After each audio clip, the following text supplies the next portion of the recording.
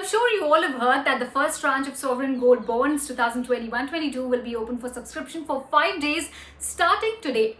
A statement from the Finance Ministry has said that the bonds will be issued this year in 6 tranches starting May 2021 to September 2021. While the subscription period for 21-22 Series 1 will be from 17th May to 21st May, the bonds will be issued on 25th May. The issue price for Series 1 has been fixed at 4,777 per gram. But the big question is, what are sovereign gold bonds, also known as SGBs, that everyone has been talking about? Well, SGBs are essentially government securities denominated in grams of gold issued by the RBI on behalf of the government. The sovereign gold bond scheme was first launched in November 2015 to reduce the demand for physical gold and shift a part of domestic savings, which were essentially used for purchase of gold, into financial savings. Basically, they are substitutes for holding physical gold. Investors have to pay the issue price in cash, and the bonds can later be redeemed in cash when they are mature. The bonds bear interest at the rate of 2.5%, a fixed rate per annum on the amount of initial investment. Interest will be credited semi-annually to the bank account of the investor, and the last interest will be payable on maturity along with the principal.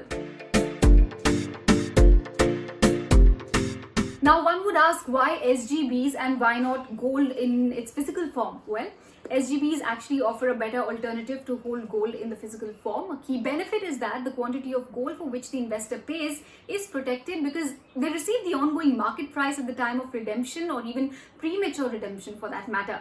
The risks and costs of storage clearly are eliminated. Investors are assured of the market value of gold at the time of maturity and periodical interest, like I flagged off. SGB is also free from issues like making charges and purity, which one typically incurs in case of buying gold in a jewelry form. The bonds are held in the books of the RBI or in demat form, which also eliminate your risk. But there's of course risk of capital loss if the market price of gold declines. However, the investor does not lose in terms of units of gold which he has paid for. How to apply for these SGBs? An application form can be sought by issuing banks, SHCIL offices, designated post offices, agents. It can also be downloaded from the RBI's website. Banks may also provide online application facility actually. You can also apply online through the website of listed scheduled commercial banks.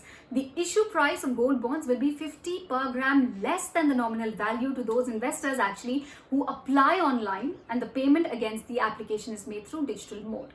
RBI said that KYC norms will be the same as that for purchase of physical gold, which means that your voter ID, Aadhaar, PAN cards, etc., and even passport, these kind of documents will be required for KYC. Remember, the tenor of the bonds is for a period of 8 years with an exit option after the 5th year to be exercised on the next interest payment dates. Requests for premature redemption can also be entertained, but only if the investor approaches the concerned bank or post office at least 1 day before the coupon payment date.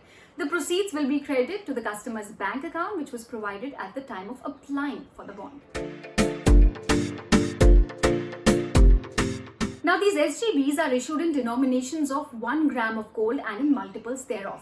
The minimum investment would be 1 gram with a maximum limit of subscription of up to 4 kgs for individuals, 4 kg for HUFs, and up to 20 kg for trusts and similar entities notified by the government.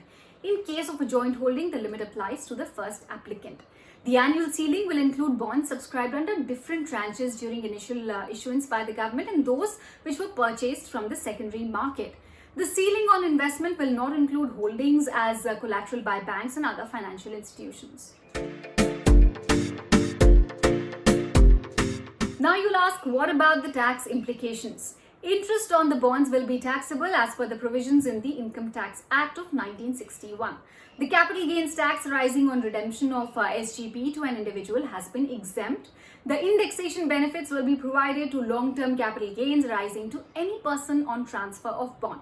TDS is not applicable on the bond. However, it is the responsibility of the bondholder to comply with the tax law. So there you have it, a complete lowdown on everything you needed to know about SGBs before deciding whether it's something that you would like to apply this time around or not.